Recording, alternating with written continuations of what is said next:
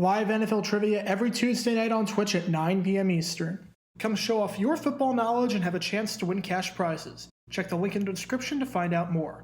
And now, on with our feature presentation. We've seen coaches resign in the middle of a season before. Some resign because they're just completely burnt out. In 2000, we saw this with Detroit Lions head coach Bobby Ross, who resigned in the middle of the season for this exact reason. Some resign for other health issues. Some resign because they don't want their job status to be a distraction, and know the writing is on the wall. We saw this with Miami Dolphins head coach Dave Wanstead in 2004 after a 1-8 start. And some resign because they're named Bobby Petrino. But whatever the reason for these mid-season resignations are, they all have one thing in common.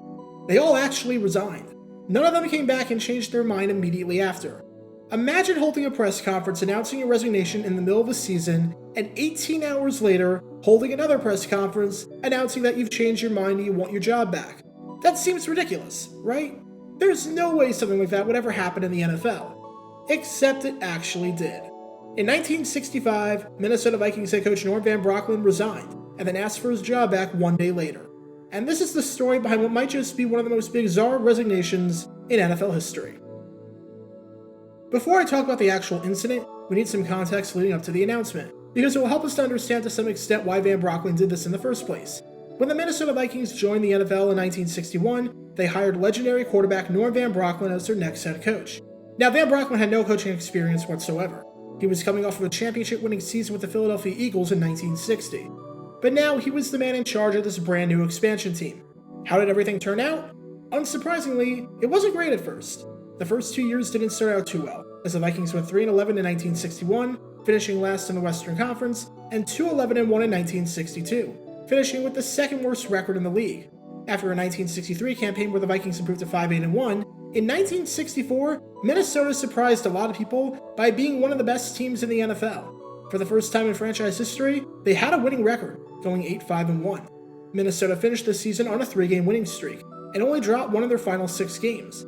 I'm not sure anyone expected that they would finish the season with the same record as Vince Lombardi's Green Bay Packers, but here they were, ready to take the next step.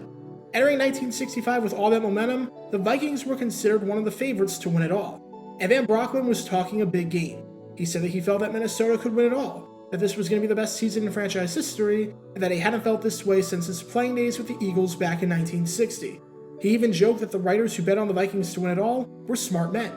Expectations were already high for the Vikings, and he made them way higher. While the Vikings started 0-2, they won 5 of their next 6 games, and through 8, were sitting at 5-3, with their next matchup being a critical game against the Baltimore Colts. It would be at this very moment that things would fly completely off the rails. November 14th, 1965. We're at Metropolitan Stadium for this absolutely critical matchup between the Vikings and the Colts.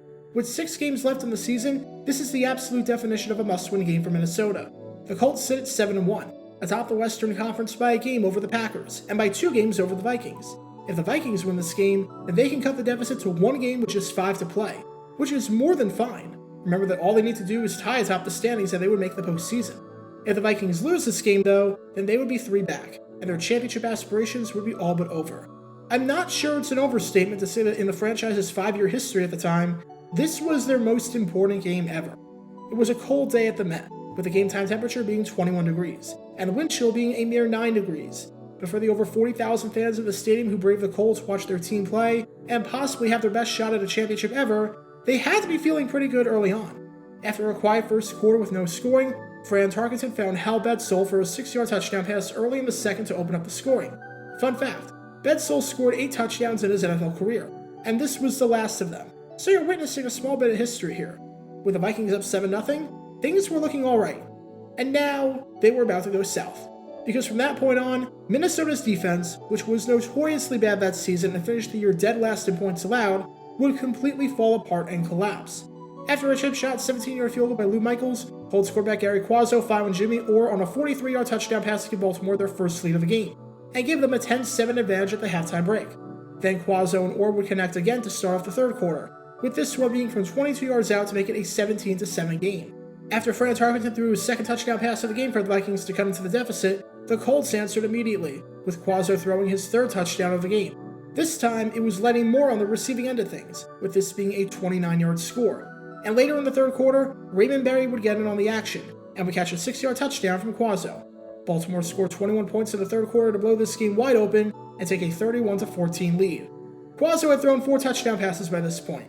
Now, it was time to make it 5. Because to cap up a fine performance, he found Willie Richardson on a 14-yard strike to make it a 41-14 game. Minnesota returned the ensuing kickoff back for a touchdown to make the score somewhat more respectable, but it wasn't even close to enough. The Colts won this game 41-21. This was the first ever start for Quazzo, who was filling in for Johnny Unitas. I think it's safe to say that this might be the best first start in NFL history. When your first ever start is a game where you throw 5 touchdowns and no picks in a winning effort, you did something right. And after the game, Vikings head coach Norm Van Brocklin was distraught. With that, he did something that even for an erratic man like himself, I'm not sure anyone saw coming. He announced his resignation.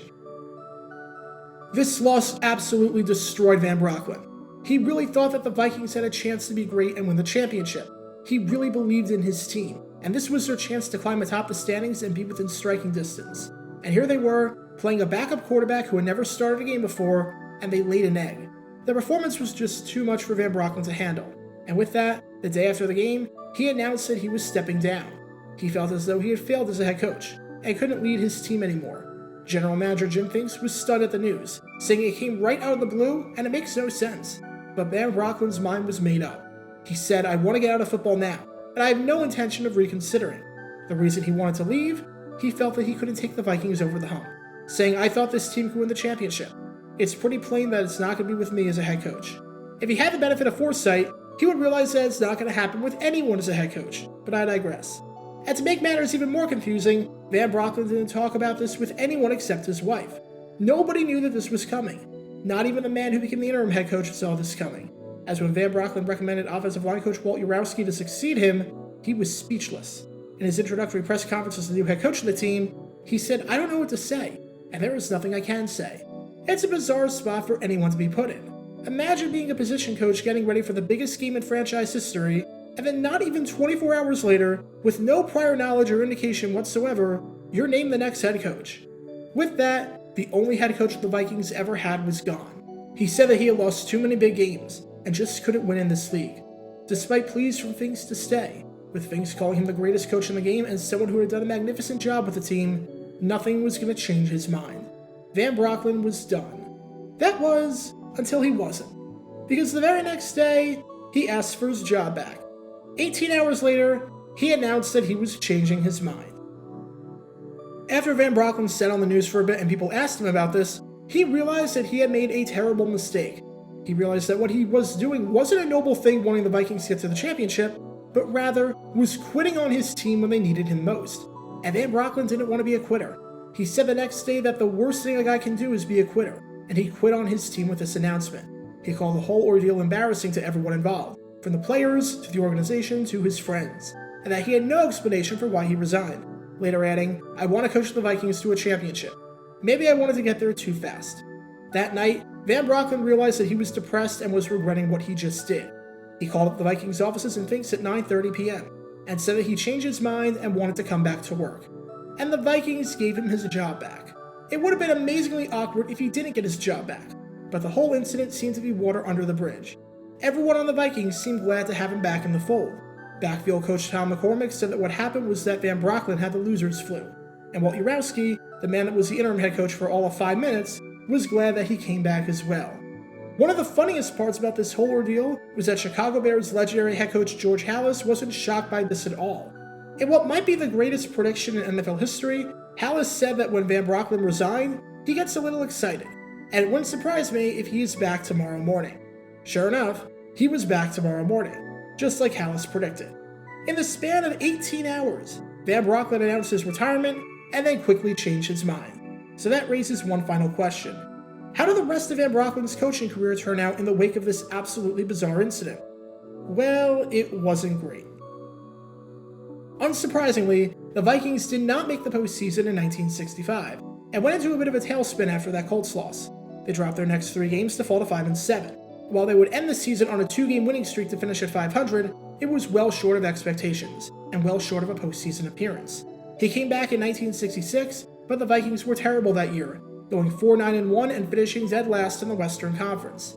The season was so bad that he feuded with star quarterback Fran Tarkenton, and Tarkenton demanded a trade out of Minnesota. Then, Van Brocklin resigned for good after the 1966 season, and was replaced by a much better head coach named Bud Grant. That wouldn't be the end of Van Brocklin's coaching tenure in the NFL, though. In 1968, he would take over as the head coach of the Atlanta Falcons, and was not very good at that either. In his 7 seasons with the Falcons, they went 37-49-3, finishing with more than 7 wins just once, and never making it to the postseason. His time in Atlanta came to a rather infamous end, when after a loss to the Dolphins in 1974, he was so upset that he threatened to fight every single reporter in the room. Van Brocklin was fired the next day. You can learn more about that by clicking the card in the upper right corner. It's crazy how Van Brocklin openly challenged every reporter to a fight, and yet that might not be the weirdest thing he's ever done as a head coach of an NFL team. I'm not sure how many coaches go from announcing their resignation to asking for their job back in less than a day. It was an absolutely bizarre and awkward situation that we might not see the likes of again. But when talking about Norm Van Brocklin and his eccentric nature, I'm not sure anything is too surprising. Because in 1965, the Vikings experienced 18 hours of absolute chaos. Get your official Jaguar Gear 9 merchandise by going to jg9shop.com, and be sure to like this video, ring the notification bell, subscribe down below if you haven't already, as it helps the channel out a lot, and be sure to check out Twitch every Monday and Tuesday night at 9 p.m. Eastern for your chance to play NFL trivia and win cash prizes. Link in the description below. If you want to see videos like this condensed down to 60 seconds, then follow me on TikTok at JaguarGator9, and subscribe to 60-second NFL History on YouTube. To see highlight videos of players throughout the history of the NFL, subscribe to JG9 Highlights. Also, special thanks to all of our Patreon supporters for helping with the channel. Your support is greatly appreciated. So you can become a patron and request future video topics in the description below.